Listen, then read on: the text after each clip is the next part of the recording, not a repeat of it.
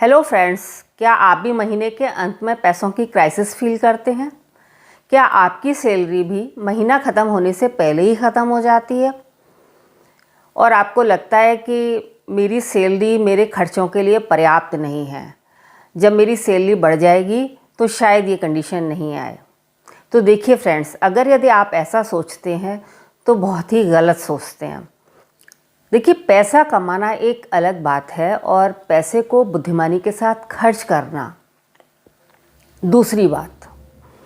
अगर यदि आपको पैसा बुद्धिमानी के साथ खर्च करना नहीं आता है, पैसे को मैनेज करना नहीं आता है, तो आप ये मानकर चलिए कि आप चाहे कितना भी कमा लें, आपको पैसों की हमेशा क्राइसिस ही रहेगी। देखिए फ्रेंड्स, ये मैं नहीं कह रही हूँ, बहुत सारे मिलेनियल्स और आजकल की नई जनरेशन जो कि अच्छा खासा पैकेज पा रही है, आप सब जानते हैं, वो भी महीने के अंत में पैसों की क्राइसिस से जूझते हैं। वो भी पे चेक टू पे चेक की कंडीशन फेस करते हैं। तो कम सैलरी होना पैसे की क्राइसिस फील करने का मेन कारण नहीं है, इसके पीछे कोई और ही कारण है, और वो कारण है हमारे अंदर फाइनेंशियल लिटरेसी का अभाव होना और ठीक ढंग से पैसों को मैनेज न कर पाना। तो आज की वीडियो में मैं इसी पर डिस्कस करूंगी कि किस तरीके से आप कुछ चीज़ों का ध्यान रखें तो इस फाइनेंशियल क्राइसिस से बच सकते हैं, बचत करके आने वाले समय में खुद को फाइनेंशियली स्ट्रॉन्ग बना सकते हैं। तो चलिए शुरू करते हैं। तो पैसों को सही ढंग से मैनेज करने के लिए, बचत करने के लिए और अमीर बनने के लिए आपको जो सबसे पहला काम करना है, अपने खर्चे के लिए एक बजट ज़रूर बनाएं। लेकिन सिर्फ बजट बनाने से ही काम नहीं हो जाएगा, क्योंकि बजट बनाना तो सिर्फ एक सोच की तरह है कि हम कोई काम करना चाहते हैं, उसके लिए हम बस सोच रहे हैं। अब हमें उसको स्ट्रिक्टली डिसिप्लिन्ड होकर फॉलो भी करना होगा। तो उसके लिए आप एक तरीका अपना सकते हैं। आप अपनी सैलरी को वीकली खर्चे के हिसाब से 4 हिस्सों में बांट दें। हर पार्ट को एक अलग लिफाफे में रख दें और एक लिफाफे को एक वीक में खर्च करने का अपना टारगेट रखें। और आपका निश्चित होगा कि इस वीक का जो पूरा खर्चा है वो मुझे इसी लिफाफे से करना है। अगर यदि आपके लिफाफे का पैसा वीक से पहले ही ख़त्म हो जाएगा तो आप उसे देख पाएंगे, महसूस कर पाएंगे कि कहीं आपने जो डिसाइड किया था उससे आपका खर्चा ऊपर जा रहा है। तो आप कॉन्शियसली अपना हाथ खींचेंगे खर्च के लिए, ध्यान रखेंगे जहाँ ज़रूरत है मैं वहीं खर्च करूँ, कहीं ना कहीं मेरा पैसा ज़्यादा खर्च हो रहा है। तो आप अपने खर्चों को लेकर कॉन्शियस हो जाएंगे। शुरुआत में आपको ये प्रोसेस करने में दिक्कत आ सकती है, लेकिन 1-2 महीने में जब आप यूज्ड टू हो जाएंगे तो आप आसानी से पैसे को बहुत ही ध्यानपूर्वक, बहुत ही कॉन्शियसली और बुद्धिमानी के साथ खर्च करने लगेंगे। तो उससे होगा ये कि आपकी फिजूल खर्ची रुक जाएगी, आप अपने बजट के अंदर ही अपने खर्चे करने लग जाएंगे। ऐसे की बचत करने के लिए दूसरी जो सबसे इम्पॉर्टेंट चीज़ है वो ये, अपनी संगति का बहुत ध्यान रखें। आप कहेंगे कि भाई पैसे की बचत से संगति का क्या मतलब है? तो देखिए, बहुत बड़ा मतलब है। एक्चुअली होता क्या है कि हमने आसपास जिस तरीके के लोगों से घिरे होते हैं, हमारी हैबिट्स भी धीरे धीरे उसी तरीके की हो जाती है। हमारा सर्कल इस तरीके के लोगों का है जो फाइनेंशियली डिसिप्लिन्ड है, फिजूल खर्ची नहीं करते हैं, तो हमारे अंदर भी ये आदतें खुद ब खुद धीरे धीरे डेवलप होने लगती हैं।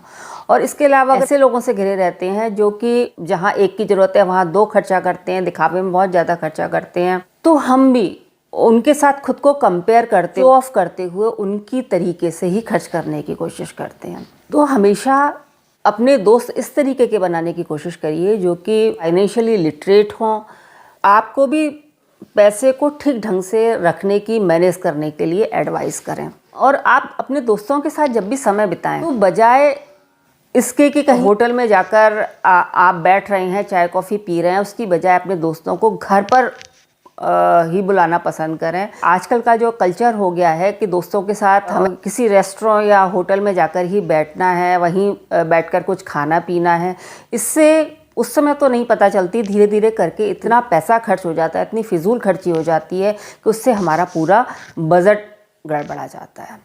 और अगर यदि आप दोस्तों के साथ कहीं बाहर जा ही रहे हैं तो एक निश्चित अमाउंट अपने पास रखकर डिसाइड करके जाएं कि मुझे अपना खर्चा इसके ऊपर नहीं करना है।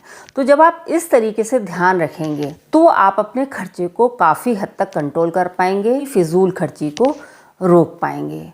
नेक्स्ट चीज़ जो आपको करनी है वो ये कि दिखावे का खर्चा करने से बचें।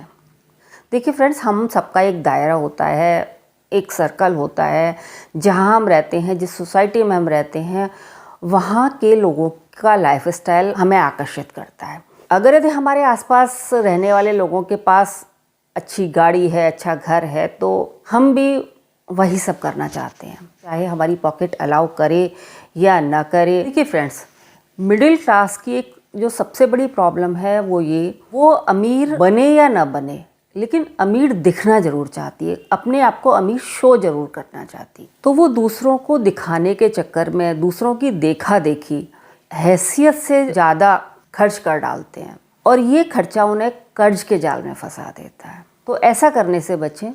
पुराने लोग भी कह कर गए हैं कि जितनी चादर हो उतने ही पैर पसारें। तो जो भी आपका फाइनेंशियल स्टेटस है उसी के अकॉर्डिंग खर्चा करें। ऐसा नहीं है कि दूसरों की देखा देखी आप वही सब करने लग जाएं। सपोज करिए आपके पास 4 व्हीलर है, कोई पुराना मॉडल है और नया और महंगा मॉडल अगर यदि आपका पड़ोसी लेकर आ गया, और चाहे आपका काम आपकी पुरानी गाड़ी से चल रहा है, लेकिन चूँकि आपका पड़ोसी लेकर आ गया है तो आपके मन में भी इच्छा पैदा होने लगती है कि मुझे भी अब तो वही गाड़ी ले लेनी चाहिए, और लोन लेकर आप भी वही खरीद लेते हैं। तो एक बार जब आप लोन के चक्कर में फंस जाते हैं ना, तो ये धीरे धीरे आपको अमीरी की तरफ नहीं, गरीबी की तरफ धकेलता है। क्योंकि लोन का ट्रैप इतना ख़राब है कि एक बार जब आप इसमें फंस जाते हैं तो उससे निकलना बहुत मुश्किल हो जाता है। तो दिखावा करने से बचें। नेक्स्ट काम जो आपको करना है वो ये कि जब भी आप शॉपिंग करने जाएं तो घर से ही अपनी शॉपिंग लिस्ट प्रिपेयर करके जाएं कि किन किन चीज़ों की ज़रूरत है, उन सबको आप लिस्ट आउट कर लें और उस लिस्ट को लेकर आप शॉपिंग करने जाएं। वरना होता क्या है कि जब हम शॉपिंग करने जाते हैं तो ऑफ देखकर हमारा मन जिन चीज़ों की ज़रूरत नहीं है उनको भी लेने का करने लगता है। उससे क्या होता है कि बहुत सारी वो चीज़ें हम लेकर आ जाते हैं जिनकी की ज़रूरत हमें नहीं होती है। और जब हम अपने घर पर बैठकर शांति से अपनी लिस्ट प्रिपेयर करते हैं तो हम वही चीज़ें लेकर जाते हैं जिनकी की हमें वास्तव में ज़रूरत है। शॉपिंग करते वक्त किसी भी ऐसी चीज़ को खरीदने का अगर हमारा मन करता है जो कि हमारी शॉपिंग लिस्ट में नहीं है तो उसको इमीडिएटली बिल्कुल ना खरीदें, उसे उस वक्त के लिए टाल दें। 2-3 दिन तक विचार करें कि क्या वास्तव में आपको उस चीज़ की ज़रूरत है या नहीं। अगर यदि 2-3 दिन तक भी आपको लगता है कि आपको उस चीज़ की ज़रूरत थी और आपको उसे ले आना चाहिए था, तो आप बाद में जाकर उसे ले आएँ, लेकिन उस वक्त अपनी शॉपिंग लिस्ट से बाहर जाकर कुछ भी ना खरीदें। क्योंकि ये जो 2-3 दिन का टाइम लैग है, जो 2-3 दिन का वक्त है, ये आपको वो चीज़ वास्तव में चाहिए या नहीं चाहिए ये बता देगा। नेक्स्ट चीज़ जो आपको ध्यान रखनी है वो ये कि इमोशनल होकर खर्चा करने से बचें। सपोज़ करिए अगर यदि आपके बच्चे का बर्थडे है और उसके फ्रेंड्स जनरली किसी होटल में जाकर पार्टी देते रहे हैं और आपका बच्चा भी ये चाहता है कहीं बाहर जाकर पार्टी दी जाए, और जबकि आपकी पॉकेट उसके लिए अलाउ नहीं कर रही है और उसमें खर्चा भी बहुत ज़्यादा होने वाला है, तो इमोशनल होकर कि अरे बच्चे का बर्थडे है उसको मना करना ठीक नहीं रहेगा, ये डिसीज़न न लें कि चलिए वो बाहर जाकर पार्टी दे देते हैं। उसकी जगह घर पर ही आप उस पार्टी को मैनेज करें। इमोशनल होकर जो आप खर्च कर देंगे वो आपका सारा बजट बिगाड़ देगा। तो इमोशनल होकर खर्चा करने से बचें। नेक्स्ट काम जो आपको करना है वो जितना संभव हो सके ऑनलाइन पेमेंट करने से बचें। आप लोगों को कुछ अजीब सा लग रहा होगा कि मैं आज के डिजिटल एज में ऑनलाइन पेमेंट को मिनिमाइज़ करने के लिए कह रही हूँ। ऑनलाइन जब आप पेमेंट करते हैं ना तो आपको पैसे की फील ही नहीं होती है, आप कितना खर्च कर देते हैं। जब आप अपने हाथ से पैसा खर्च करते हैं ना तो आपको उसका दर्द होता है, आपको महसूस होता है, महसूस कर पाते हैं कि आप कितना पैसा खर्च कर रहे हैं। उस वक्त तो आप एक क्लिक में पैसे का पेमेंट कर देते हैं, लेकिन बाद में धीरे धीरे करके वो कैसे आपका अकाउंट को खाली करता रहता है ये आपको बाद में पता चलता है जब आप अपना बैलेंस चेक करते हैं। और जब आप अपने हाथ से पैसा देते हैं ना तो जब तक कोई बहुत ज़रूरत नहीं हो आसानी से पैसा हाथ से नहीं निकलता है। ऑनलाइन पेमेंट करते वक्त ये एहसास ही नहीं होता है कि हमारे हाथ से कितना पैसा चला जा रहा है। तो क्या ऑनलाइन पेमेंट करना बंद कर देना चाहिए? नहीं, देखिए मैं ऐसा बिल्कुल भी नहीं कह रही हूँ। मैं सिर्फ ये कह रही हूँ कि जहाँ कैश पेमेंट करने से काम चल सकता है वहाँ कैश पेमेंट करें। जितना कम आप ऑनलाइन पेमेंट करेंगे उतना ही आप पैसे की बचत कर पाएंगे। ऑनलाइन पेमेंट्स, क्रेडिट कार्ड्स, ये आपको बहुत ज़्यादा पैसा खर्च करने के लिए प्रेरित करते हैं, क्योंकि आपको उस मोमेंट पर आप क्या खर्च कर रहे हैं, कितना खर्च कर रहे हैं, इसका एहसास नहीं होता है। तो जो पैसा आपके हाथ से जाता है तब आपको इस चीज़ का एहसास रहता है। जब आपको लगता है कि कोई भी चीज़ आपके बजट से ज़्यादा जा रही है तो आप अपना हाथ पीछे खींच लेते हैं और बहुत ज़रूरी होती है तभी आप खरीदते हैं। नेक्स्ट चीज़ जो आपको ध्यान रखिए कि फ्रेंड्स, आजकल हम लोग चारों तरफ एडवर्टाइजमेंट से घिरे हुए रहते हैं। हर चीज़ हमारे सामने इतने अट्रैक्टिव तरीके से परोसी जाती है कि हमारा मन उस चीज़ को लेने के लिए ललचाने लगता है। किसी भी चीज़ के एडवर्टाइजमेंट से प्रभावित होकर उस चीज़ को खरीदने के बारे में ना सोचें, जब तक कि आप ये बिल्कुल श्योर ना हो जाएं कि वास्तव में आपको उसकी ज़रूरत है भी या नहीं। एडवर्टाइजमेंट इतने भावने होते हैं कि उनको देखकर ऐसा लगने लगता है कि जैसे कि ये चीज़ तो हमारी लाइफ के लिए कितनी एसेंशियल है, इसके बिना तो हमारा काम चलने वाला ही नहीं है। ऐसी बहुत सारी चीज़ें मैं मतलब अपने बचपन से लेकर अब तक देखती हूँ जिन्हें कि हमारी लाइफ का ऐसा हिस्सा बना दिया गया है। ऐसा लगता है कि जैसे कि इनके बिना तो ज़िंदगी चल ही नहीं सकती। जब ये चीज़ें नहीं यूज़ हो रही थी तो पता नहीं लोग जीते भी थे या नहीं। कब कितनी चीज़ों ने हमारे घर में घुसपैठ ऐसे बना ली कि उनके बिना हम लाइफ की कल्पना भी नहीं कर सकते हैं। ऐसी बहुत सारी चीज़ें एडवर्टाइज़ कर करके हमारी ज़रूरत बना दी जाती हैं और हम उनके इतनी आदी हो जाते हैं कि हम उनके बिना रह ही नहीं सकते। तो एडवर्टाइजमेंट से खुद को प्रभावित होने से रोकें। कोई भी चीज़ खरीदने से पहले ये ज़रूर एनालिसिस कर लें कि आपको उस चीज़ की वाकई ज़रूरत है या नहीं। अगर यदि आप कोई भी ऐसी चीज़ खरीद रहे हैं जिसकी कि एक लॉन्ग टर्म इम्पॉर्टेंस है, आप उसे लंबे समय तक यूज़ करने वाले हैं, तो आप उसकी क्वालिटी में इन्वेस्ट करें। सपोज करिए कि आपको एक एसी खरीदना है। साधारण एसी आपको 25-30 हज़ार तक का भी मार्केट में मिल सकता है। 5 स्टार रेटिंग का एसी अगर यदि आप खरीदते हैं वो हो सकता है 40-50 हज़ार की कीमत में आए। तो आप कुछ पैसों की बचत के लालच में इस समय ना पड़ें, बल्कि क्वालिटी को चूज़ करें, क्योंकि उस समय ये 10-20 हज़ार रुपये जो एक्स्ट्रा खर्च कर देंगे, जो वो महंगा वाला एसी है उसमें बिजली की खपत कम होगी और वो आपको पैसे की बचत करके देगा। जबकि वो जो सस्ता वाला एसी है उससे आपका मंथली बिजली का बिल ज़्यादा आएगा और वो आपके बजट को बिगाड़ देगा। तो ऐसी चीज़ें जब भी आप परचेज़ करें जिन्हें कि आप लॉन्ग टर्म तक यूज़ करने वाले हैं, तो हमेशा क्वालिटी की तरफ जाएँ। देखिए फ्रेंड्स, एक और आदत है जो कि हमें कई बार अनावश्यक पैसा खर्च करने के लिए प्रेरित करती है, वो है हमारा ना कह पाना।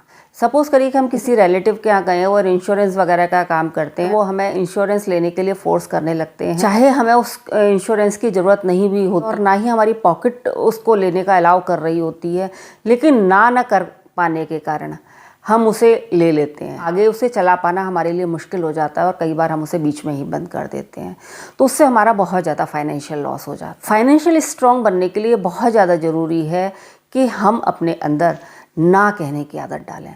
ये जो ना कहने की आदत है ना, हमें बहुत सारे फाइनेंशियल लॉसेस से बचा लेती है। नेक्स्ट चीज़ जो हमको ध्यान रखनी है वो ये कि जब भी हम कुछ खरीदने जाएं तो जिस चीज़ को खरीदने के लिए हम गए हैं, जो हम मन बनाकर गए हैं कि हमें ये खरीदना है, सिर्फ़ और सिर्फ उस पर फोकस करें। वरना कई बार क्या होता है कि जिस शॉप से हम कुछ खरीद रहे होते हैं वहाँ के सेल्समैन अलग अलग तरह के ऑफ बताकर, स्कीम्स बताकर, डिस्काउंट का लालच देकर हमें बहुत सारी चीज़ें खरीदने के लिए प्रेरित करते हैं और हम भी बिना सोचे समझे उनकी बातों में आकर बहुत सारी ऐसी चीज़ें खरीद कर ले आते हैं जिनकी कि हमें उस वक्त ज़रूरत भी नहीं होती है। वो तरह तरह से हमें समझाने की कोशिश करते हैं कि इसमें आपका ये फ़ायदा है, इसमें आपका वो फ़ायदा है। देखिए, वो उनकी सेल्स स्ट्रेटजी होती है, वो अपना सामान या अपना माल बेचने के लिए वहाँ बैठे हैं।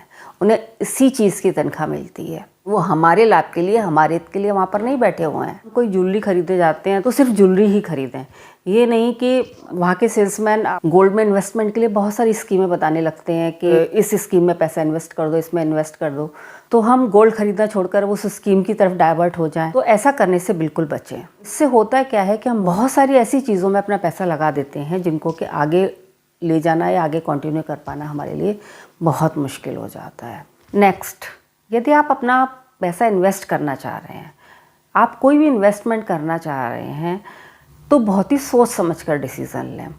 खुद अच्छी तरीके से रिसर्च करें और यदि संभव हो किसी फाइनेंशियल एक्सपर्ट की मदद भी ले सकते हैं। देखिए, उसकी थोड़ी सी फीस तो आपको देनी पड़ेगी, लेकिन वो आपको डिसीज़न लेने में जो हेल्प करेगा वो आपको आने वाले समय में इतना रिटर्न दे जाएगा, इतना रिटर्न देगा कि उसके सामने जो थोड़ी बहुत फीस आप उसे पे करेंगे वो कुछ भी नहीं है।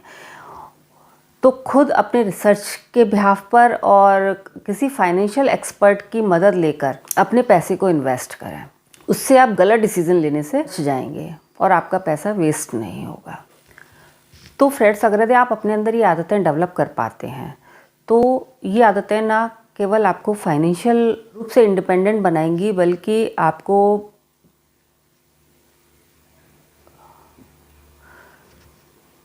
आपको फाइनेंशियली और मेंटली स्ट्रॉन्ग भी बनाएंगी, क्योंकि आप सही डिसीज़न लेकर सही ढंग से अपने पैसे को खर्च करेंगे। उससे आप धीरे धीरे भविष्य में बचत कर पाएंगे और फाइनेंशियली स्ट्रॉन्ग होने के रास्ते पर धीरे धीरे आगे बढ़ते चले जाएंगे। यदि वीडियो पसंद आई हो तो लाइक, शेयर और सब्सक्राइब करिएगा। तो फिर मिलते हैं एक नई वीडियो में एक नए टॉपिक के साथ। Bye bye, take care, thank you.